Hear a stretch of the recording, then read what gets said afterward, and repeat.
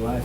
Ready? Okay, let's call to order the meeting of the Green Bay Traffic, Bicycle, and Pedestrian Commission for Monday, September 16, 2019. We'll go to item A, roll call. Members present, we have Matt Keeper, Chairman, absent Dan Thino, Craig Stevens, Alder Craig Stevens here, Lieutenant Stroh.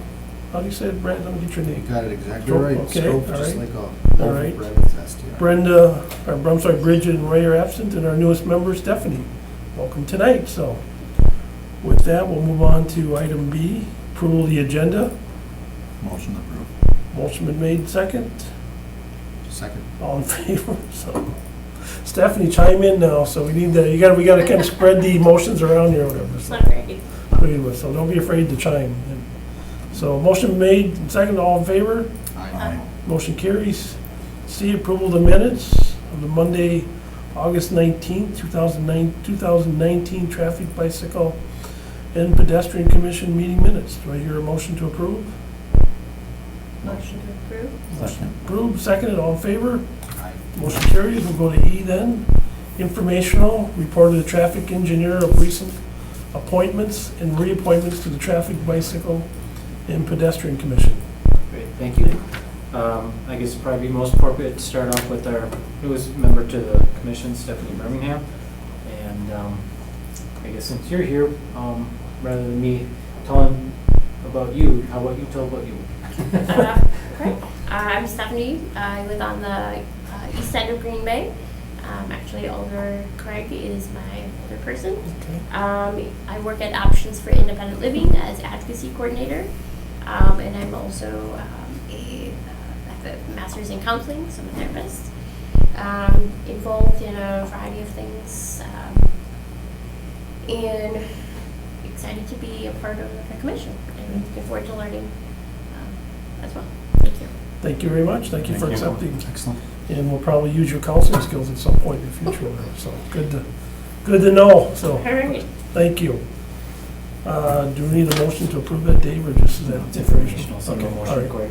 Okay, let's move on to D, regular business. Initial. Actually, just since there's two more things to mention. Oh, go ahead. Dan is up for reappointment for tomorrow.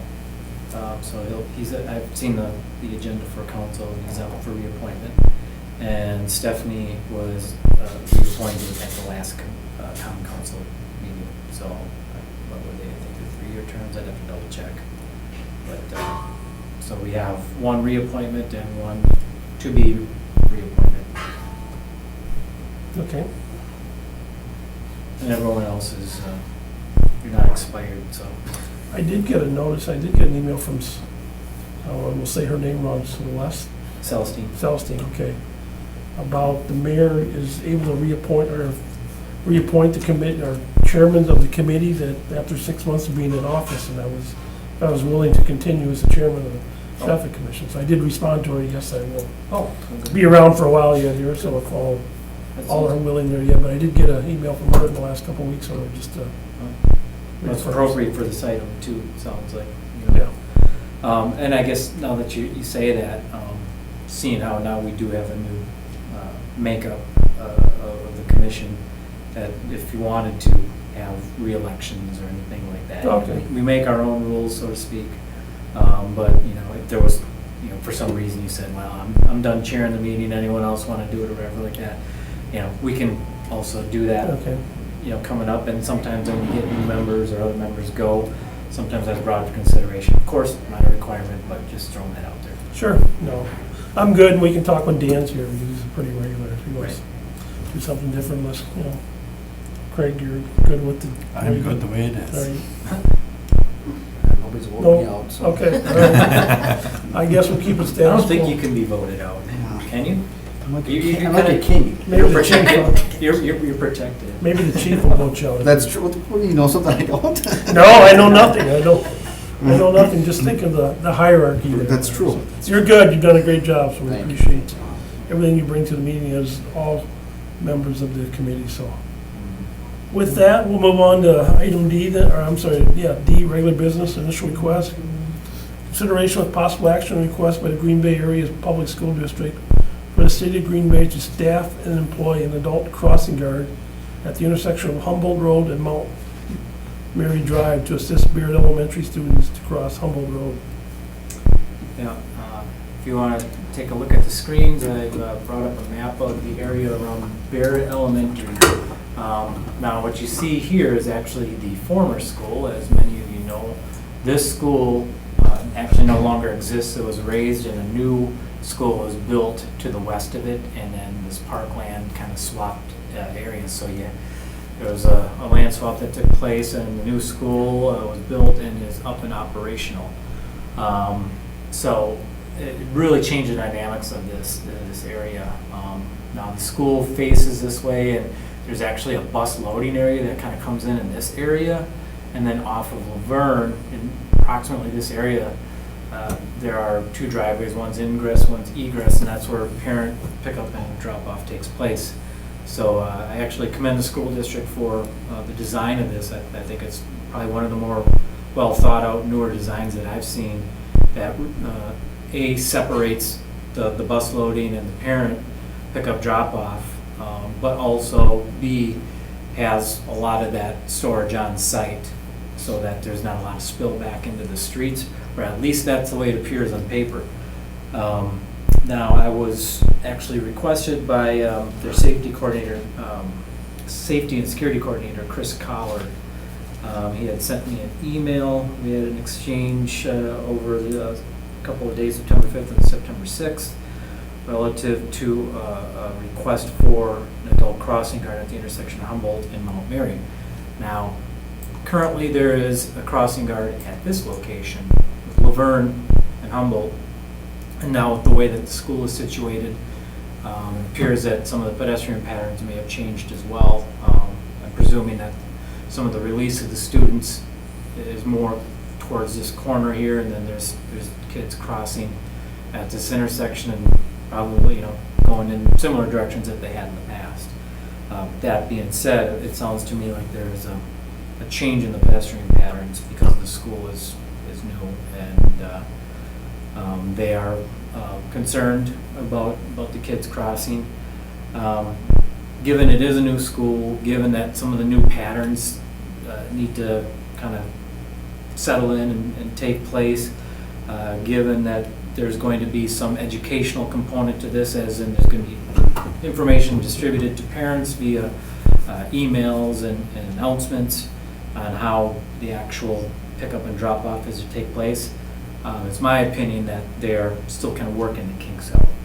That being said, I still think that their request is relevant, at least from the perspective of have it evaluated for the need for a crossing guard.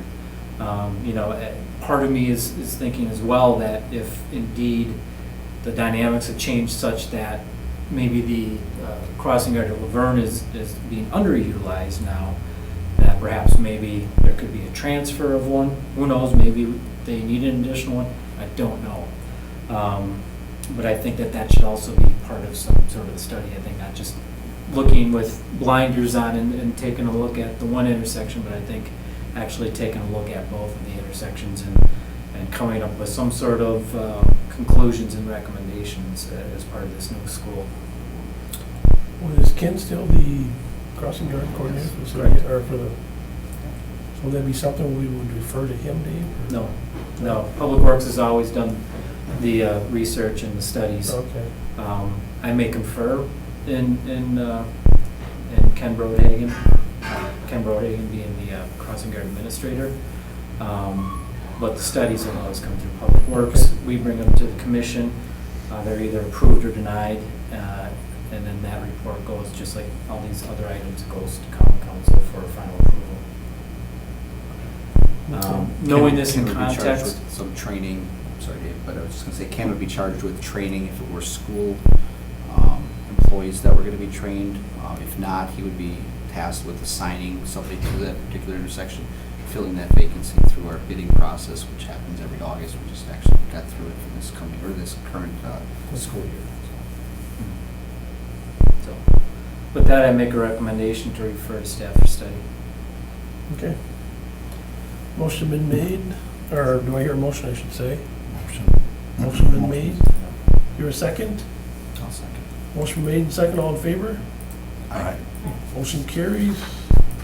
2, initial request, consideration with possible action request by the traffic engineer to change the two-way yield condition on West Main Street frontage road at Auto Plaza Way to a two-way stop condition.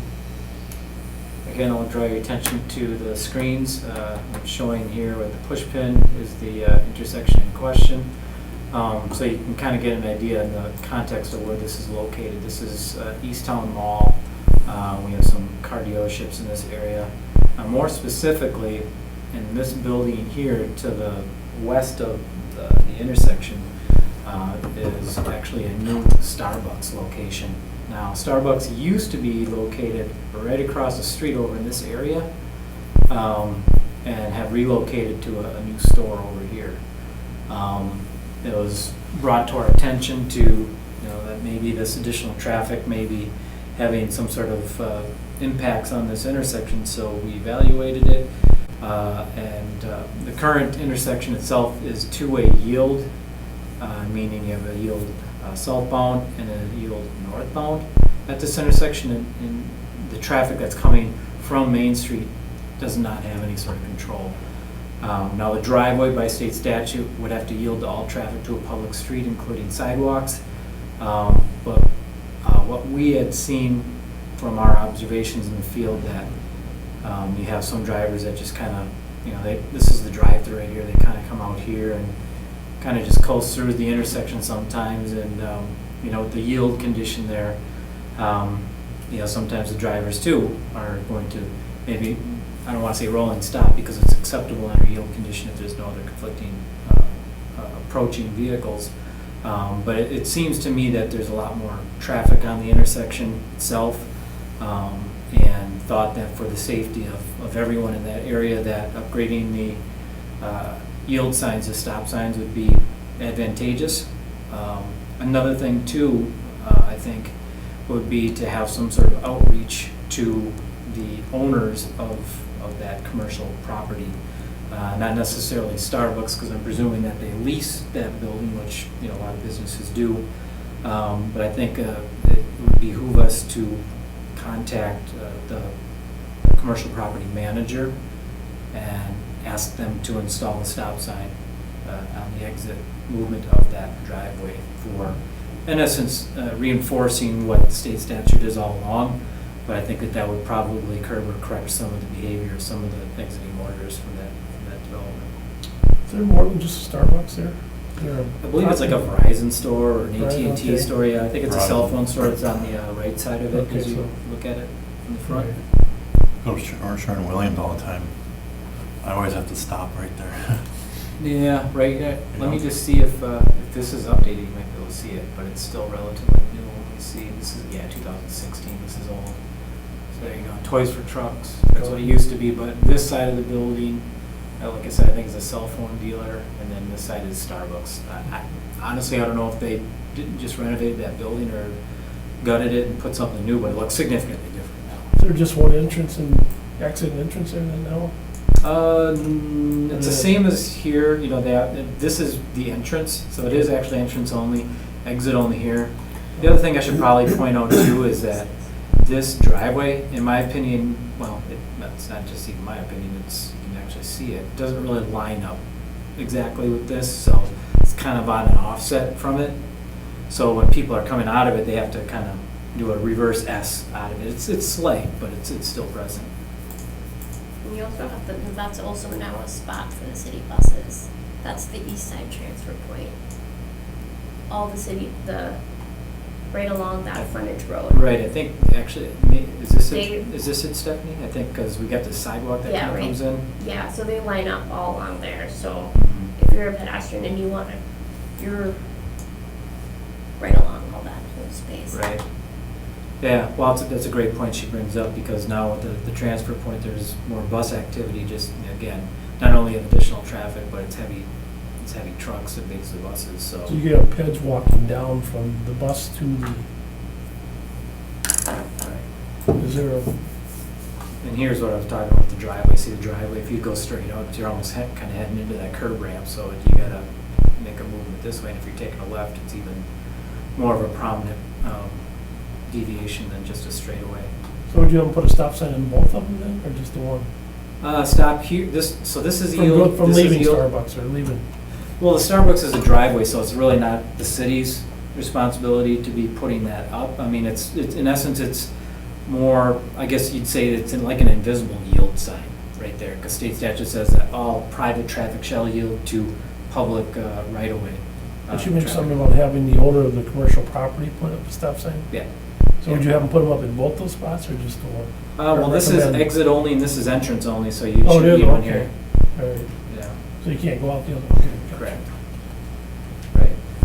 So that's the recommendation, is to convert the two-way yield to two-way stop, and then for staff to contact the commercial development management company and request them to install the stop sign on their exit driveway. This is probably a down the road thought, but if you have people coming from the bus stop to go to Starbucks, which conceivably could happen, is that accessible for them to cross? There's no lip there for on the Starbucks side, is there, for a sidewalk or anything for? There is no sidewalk, however, I do see a curb ramp, an angled Curb curb ramp type 1 here. So at least someone that would be disabled would probably be able to at least traverse this and then get into the driveway.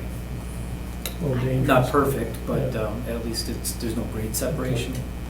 I've gone to Starbucks there several times So it works? and gotten off the bus. Yeah, it is a little dicey, because I think the two-way stop though would help, because then people have to stop and it's not a guessing of, are Yeah, they actually gonna stop? Can I cross? they just gotta pay attention to cars that are coming across from the other side of Right, the right. street or whatever. Just, Bottom line, I think the time is now to make the change. Yep. You know, we've seen enough change at this intersection, and yeah, I think now's Make the the time. motion to approve it. Second. motion been made and second, all in favor? Aye. Motion carries.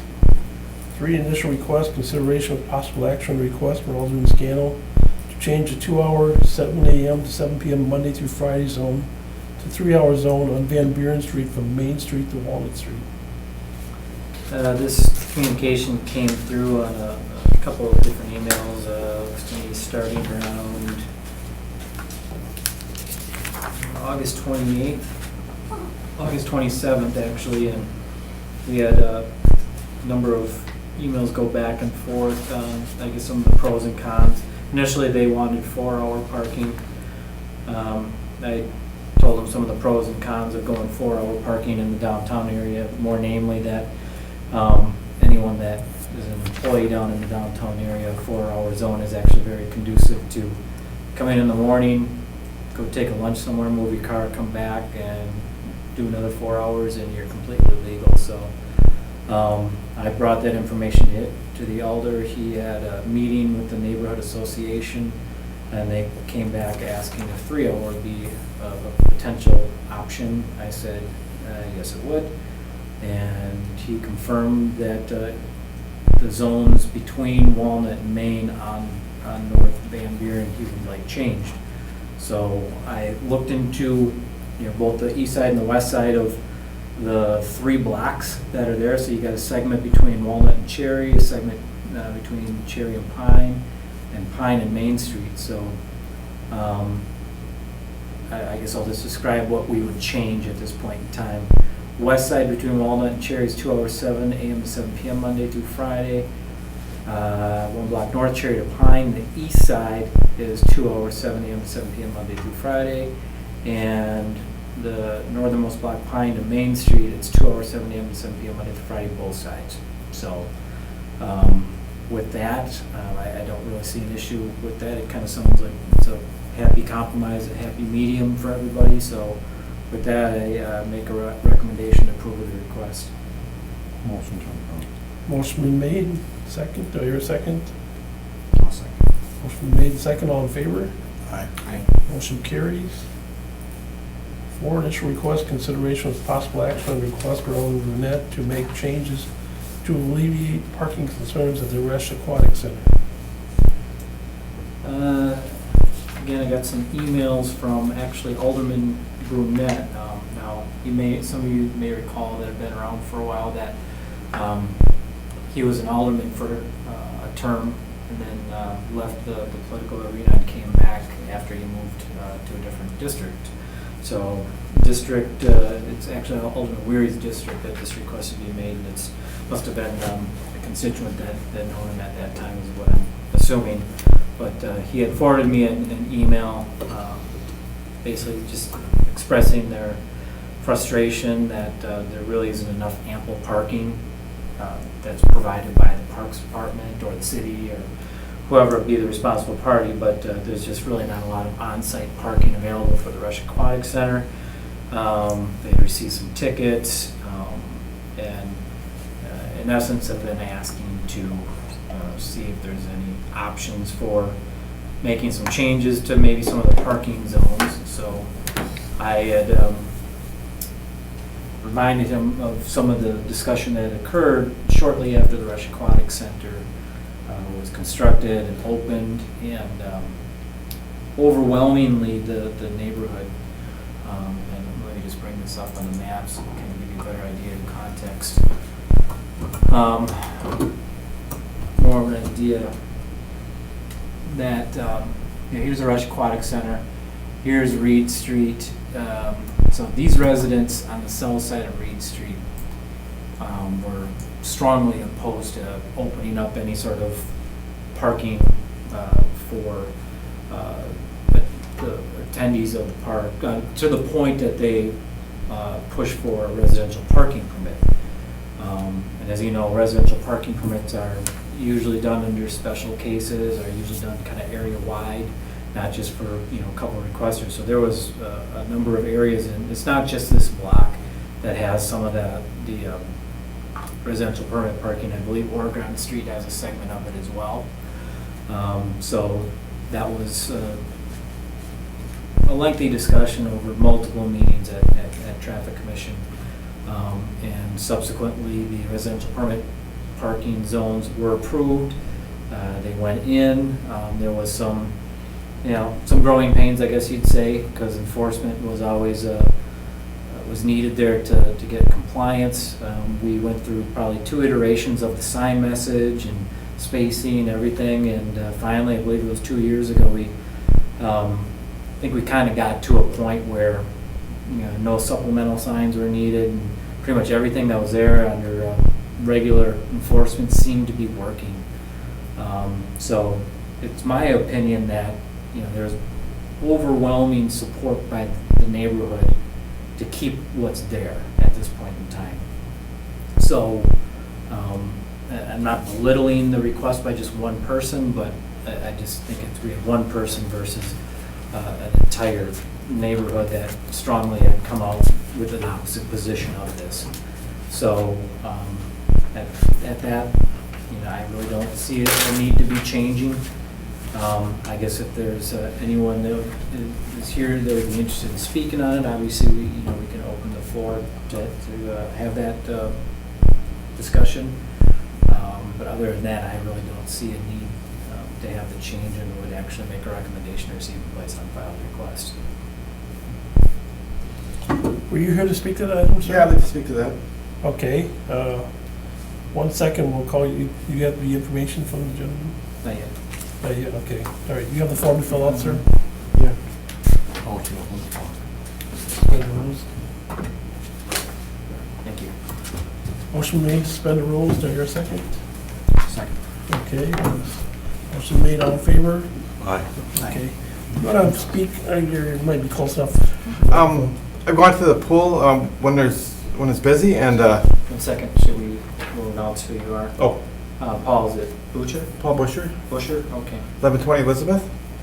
I've gone to the pool when it's busy, and people always park on the street when they're not supposed to because they don't read the sign or they misinterpret it. I parked there, and people warn me, "Oh yeah, you can't park there at certain times." So almost always you're going to get people parking on that street inappropriately, and the parking lot is just so small. So the next closest spot to park is West High School, and if you got kids and you have to walk there, that's quite a ways. There really should be parking there. I don't know exactly where you could put it. You know, there might be room on the other side of the pool from where the current parking lot is, because no one really uses that area, but it really needs parking badly. Thank you. All right, thank you. Entertained motion to go back to regular business. Motion to go back. Motion to go back to regular business. Second. Second. Seconded. All in favor? Aye. Okay, we're back to regular business.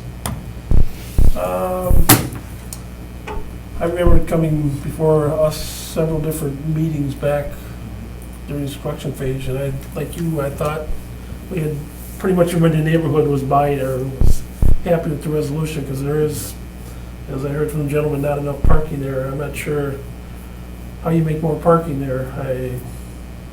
Well, I think we always have to look at what is within our recommendation field here with Traffic Commission, and we are concerned with street right-of-way and streets.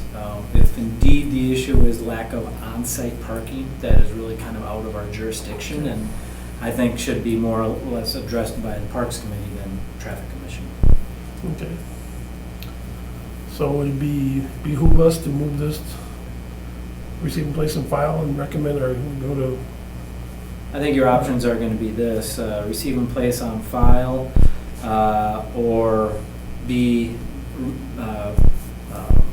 forward this request to the Parks Committee. Okay.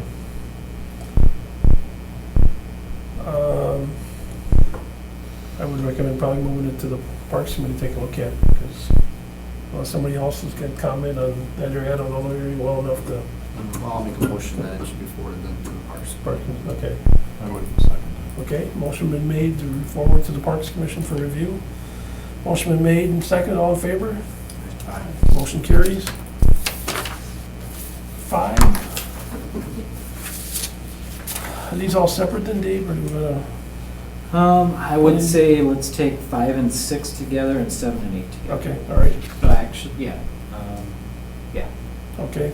5, postpone request Marilyn Weir to establish a 4-way stop condition at the intersection of Shirley Street and Locust Street.